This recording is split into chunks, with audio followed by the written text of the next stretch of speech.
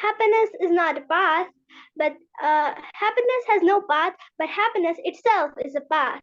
Good afternoon, everybody. It's Sifal Fatma here to give a speech about a very sensitive topic. Before starting this topic, let me tell you about something.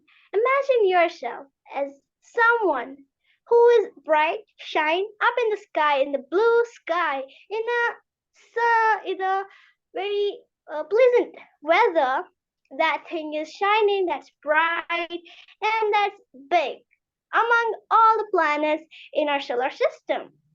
Okay, let me guess. Is that sun? Yeah, that's you. Imagine yourself as the one and only the great sun. Okay, not by the Almighty Allah. He has gave us the sun. Imagine yourself as the same creation. Okay, you're at the big sky. That blue sky is just around you, and the sunflowers below you are the ones looking at you constantly. Once you're here, they are facing towards you. Once you're here, they're facing towards you. Again, how pleasant it would be for you, and how happy would you be at the time when they are looking at you constantly without their side being towards any other thing that's at the other direction. Here they are the ones who are looking at you constantly. You're helping others, like giving them heat or giving them light, helping them in different ways. And other than that, the sunflowers are constantly looking at you, and you are very pleasant out there. That is the time when you're very happy. Look, the topic I was talking about, that sensitive topic, that is happiness.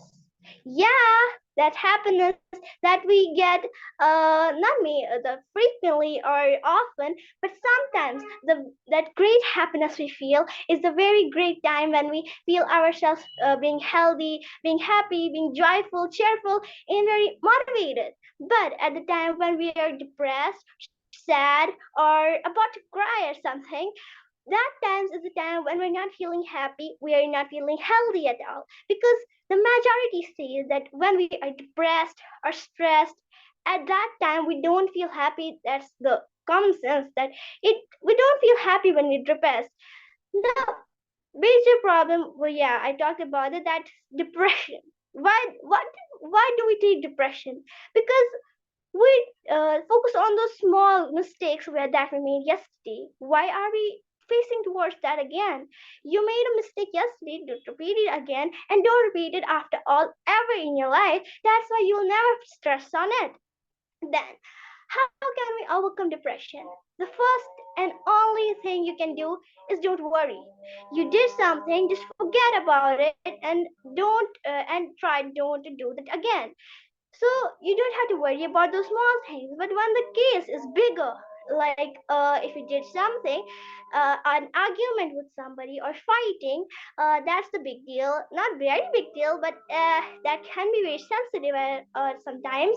But at that time, don't worry. Focus on your goal and just think that how can I solve it with a kind way that the other person will not be able to say any other words to me. So we have to think of the most positive or joyful way, or not joyful, the positive and kind way to answer them, and not to just argue again for fighting any on a particular topic. Second is just look for our second of all, when we talk about how to get happy at the times, we just have to look at the nature. Like for example, you're at a garden. Yeah, you're at the garden where you see grass, tall grass, green grass. That's very uh that's very beautiful looking. There are many kinds of flowers like roses, lilies, etc., and the sunflowers I was talking about. Those things are in front of you, and you're just looking at them. How beautiful would all this be? Then it's the pleasant weather, but it starts raining. Not a lot, but a bit. Then Suna, yeah, that will be the Suna of you getting wet inside the rain, and that will get you closer to the religion by doing a sunnah, but also makes you happy and positive when you go to the garden. So also when we see the nature, we feel happy because that's the creation. That's one of us, and they have the lives.